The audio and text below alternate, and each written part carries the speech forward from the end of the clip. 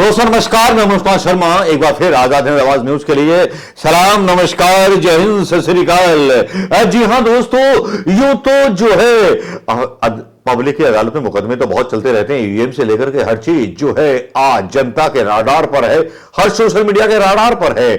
कई इंजीनियर जो है ईवीएम का शो करते घूम रहे हैं कि ईवीएम से जो है काफी सारे कांड कर सकती है बीजेपी, लेकिन वो भी कांड चल रहे हैं। लेकिन यहां महाराष्ट्र चुनाव में एक उद्धव ठाकरे के बयान ने जैसे बाजी पलट दी है, और उद्धव ठाकरे के बयान ने बहुत सही चोट मारी है, जिसमें उद्धव ठाकरे एक बयान देते हैं जिसमें कहते हैं और मोदी पे सीधा सीधा तमाचा मारते हैं और सीधा सीधा वार करते हैं। क्या था वो बयान? क्या था वो बयान एकनाथ शिंदे का, जिससे लगा कि एकनाथ शिंदे प्रधानमंत्री मोदी की एक शैडो पार्टी बन चुकी है, जिसको लेकर के मराठा मानुस बहुत ज्यादा गुस्से में है। अब आपको यकीन ना हो तो चलिए खबरें बताता हूं, और खबरें ऐसी कि जो महाराष्ट्र चुनाव में बहुत इंपैक्ट डालने वाली हैं। जी हां, खबर राहुल गांधी की है पुणे में पोहा बनाने की। खबर राहुल गांधी की है पोहा बनाने की और पोहे के साथ सब्जी खाने की। पुणे का पोहा राहुल गांधी ने बनाया। भाई, आदमी के साथ कनेक्टिविटी और उन लोगों के साथ कनेक्टिविटी जो बिल्कुल लोअर मिडिल क्लास हैं, हलवाई हैं, ये तो जो है विशेषता राहुल गांधी है, राहुल गांधी की तो है। भाई वोट मिले ना मिले, लेकिन इन लोगों के साथ पहुंच जाते हैं तो उनका पोहा भी प्रसिद्ध हो जाता है कि राहुल गांधी ने ये यहां खाया था। भले ही उनके परिवार के वोट मिल जाए, आसपास के वोट ना मिले, लेकिन इतना तय है कि ये कनेक्टिविटी राहुल गांधी की ये बहुत प्रभावित कर रही है सोशल मीडिया पर। पता नहीं राय देने वाले बहुत अच्छे अच्छे लोग होंगे, उन्होंने दी होगी, लेकिन बात कर रहे थे उद्धव ठाकरे पर और बात कर रहे थे एकनाथ शिंदे पर कि एकनाथ शिंदे ने किस तरह से मराठा स्वाभिमान को ठेस पहुंचाई। उनका एक बयान आता है, जिस बयान में आपने समाचार पत्रों में पढ़ लिया होगा, उस बयान को डालने की जरूरत नहीं है। एकनाथ शिंदे ने पूरे मराठा समाज को शर्मिंदा कर दिया। उसमें उन्होंने बोला, मैं सीएम पद का उम्मीदवार नहीं, ये महायुति तय करेगी कि कौन मुख्यमंत्री होगा। वाह वाह, शाबाश शाबाश शाबाश। वैसे तो अपने को बोलते हो कि मैं बाला साहब ठाकरे का असली बेटा हूं, लेकिन असली बेटा प्रधानमंत्री मोदी की जो है बैंड बजा देता है। आज के बयान से उन्होंने बोलते हैं उद्धव ठाकरे कि जब आप हमारे साथ थे तब उद्धव ठाकरे आपके पिता तुल्य थे, पैर छूते थे, हमारे साथ गठबंधन करते थे, हमारे साथ हर चीज शेयर करना चाहते थे।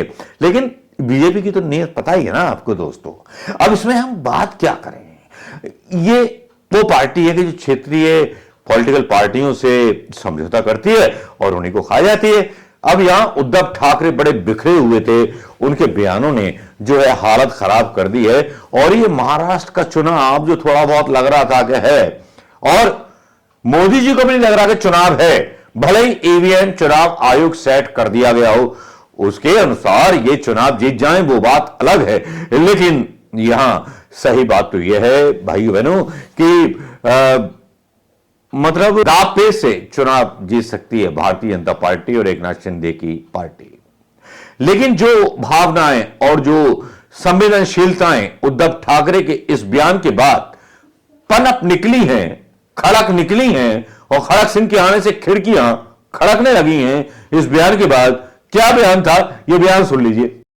तो मोदी जी आपके लिए मैं वाराणसी आया, अमित शाह जी आपके लिए मैं अहमदाबाद आया, मोदी जी आपके लिए मैं 2 बार दिल्ली में आया और सिग्नेचर किया कि प्रधानमंत्री पद के लिए हमारे सबके ओर से नरेंद्र मोदी जी हमारे उम्मीदवार है।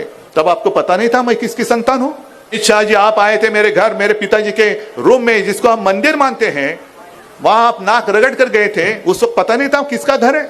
जब हम आपके साथ थे तब सब अच्छा था, लेकिन मोदी जी जो मैंने कहा आपको शोभा नहीं देता, आप मेरे माता और पिता का अपमान करते हो, मुझे नकली संतान बताते हो।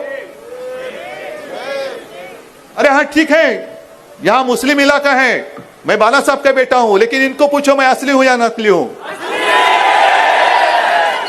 हम तो लड़ने वाले लोग थे ना आपस में। मेरा विरोध अब कोई मुस्लिम समाज नहीं कर रहा है, जिनको मैंने समर्थन दिया था वो मोदी जी कर रहे हैं, वो मुझे दुख है। उद्धव ठाकरे का यह बयान एक मास्टर स्ट्रोक है महाअघाड़ी के लिए, और ऐसा ही कुछ शरद पवार और वहां चल रहा है बीच में अजीत पवार के, और खुद बीजेपी में महाराष्ट्र में काफी ज्यादा मतलब जो है खेचम तान चल रही है, कटेंगे तो बटेंगे जैसे बयानों को लेकर के, क्योंकि महाराष्ट्र एक ऐसी स्टेट है कि सबसे ज्यादा पढ़ी लिखी है, सबसे ज्यादा मतलब वहां शिवसेना इसलिए बनी। पहले मैं आपको बता दूं कि मराठा सेना बनाई थी बाला साहब ठाकरे ने मराठियों के अधिकार की रक्षा के लिए, क्योंकि बाहर से लोग आ रहे थे उनके लिए। हर आदमी को लगता है कि पहले मराठा या जो प्रदेश के लोग हैं उनको जो है जॉब्स मिलने चाहिए, जॉब क्रिएशन होनी चाहिए। तब बाला साहब ठाकरे ने यह रचना की थी शिवसेना की, उसको जोड़ दिया गया बीजेपी के द्वारा पाकिस्तान से। हां, पाकिस्तान के खिलाफ तो थे, इंदिरा गांधी भी थी, इंदिरा गांधी ने भी विभाजन करा दिया था, पाकिस्तान का बांग्लादेश में तोड़ दिया था, और बाला साहब ठाकरे थे जिन्होंने इंदिरा जी की तारीफ की थी। बाला साहब ठाकरे ही वो व्यक्ति थे जिन्होंने इमरजेंसी की तारीफ की थी। तो प्रधानमंत्री मोदी जी आपको पता नहीं था तो क्या बकवास करते रहते हो यार? अरे छोड़ा ना, शर्म कर मेरे लाला। और महाराष्ट्र चुनाव छोड़ करके नाइजीरिया से भाषण दे रहे हो और मोदी मोदी बुलवा रहे हो, यही काम है यार तुम्हारा। मैं जानता हूं कि बहुत बुरी तरह से हार होने वाली है बीजेपी की और उस शिवसेना की, जिस शिवसेना ने ठाकरे के बेटे के पीठ में खंजर मारा। अरे यार ये बात तो छोड़ो, अखिलेश यादव भी एक ऐसा बयान देते हैं डीएम और पूरे अधिकारियों पर जो साबित करता है कि केंद्रीय सरकार का डीएम एसडीएम चुनाव आयोग पर कितना कब्जा है। अखिलेश यादव का ये बयान सरकार को पूरी तरह से नंगा कर देता है, जिसमें अखिलेश यादव बोलते हैं कि डीएम साहब खुद ही चुनाव लड़ लें। बयान क्या था जरा सुन लीजिए। हम लोग लखनऊ में बैठ करके भी देख रहे हैं कि वो जिला अधिकारी कम लग रहे हैं, वो भारतीय जनता पार्टी के जिला अध्यक्ष ज्यादा लग रहे हैं। और लग तो ये भी रहा है कि उनकी इच्छा ये कि वो भी चुनाव लड़ लें। हम तो उनसे कहेंगे कहां बीजेपी का चक्कर काटोगे आप टिकट के लिए? क्यों काटते हो बीजेपी का चक्कर? आइए समाजवादी पार्टी में आपको साइकिल चुनाव चिन्ह हम लोग देंगे। अगर यही इच्छा है चुनाव लड़ने की तो क्यों बीजेपी के चक्कर काट रहे हो? वहां तो कई सीढ़ियां हैं, कई इंजन हैं, किस इंजन से टकराओगे? और वो भरोसा भी नहीं टिकट मिले कि कब कट जाए। जो लोग अपने गठबंधन के लोगों को धोखा दे सकते हैं वो किसी को भी पीछे छोड़ सकते हैं।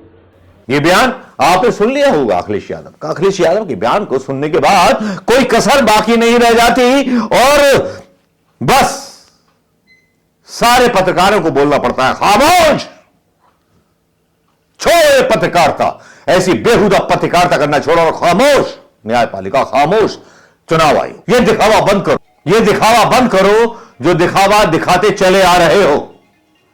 बहुत हुआ, अब और बर्दाश्त नहीं होगा।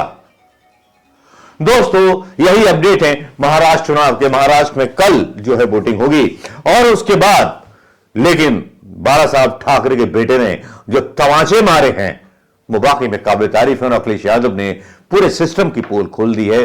तो आज का वीडियो डेडिकेटेड है बाला साहब ठाकरे के बेटे उद्धव ठाकरे और अखिलेश यादव। नमस्कार, जय हिंद। दोस्तों वीडियो कितना पसंद आया ये बताइएगा जरूर।